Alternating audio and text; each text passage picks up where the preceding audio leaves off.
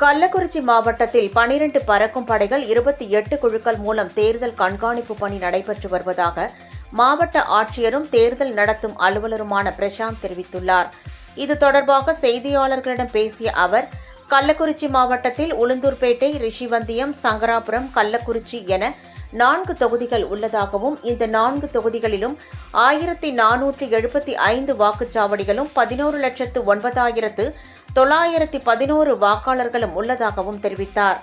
அதில் 44 வாக்குச்சாவடிகள் பதற்றமானவை என கண்டறியப்பட்டுள்ளதாகவும், தற்போது தேர்தல் நடத்தை விதிமுறைகள் அமலுக்கு வந்துள்ள நிலையில் 12 பறக்கும் படைகள், 12 நிலையான கண்காணிப்பு குழு மற்றும் 4 வீடியோ கண்காணிப்பு குழு என மொத்தம் 28 குழுக்கள் அமைக்கப்பட்டு தேர்தல் கண்காணிப்பு பணிகள் நடைபெற்று வருவதாகவும் அவர் தெரிவித்தார்.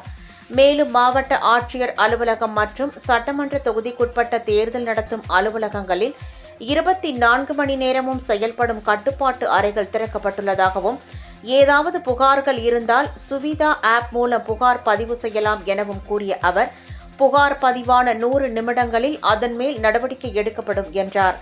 பொதுமக்கள் 50,000 ரூபாய்க்கு மேல் பணமும் 10,000 ரூபாய்க்கும் அதிகமான மதிப்புடைய பொருளும் கொண்டு சென்றால் அதற்குரிய ஆவணங்களை கையில் கொண்டு செல்ல வேண்டும் என்றும் அவர் அறிவுறுத்தினார்.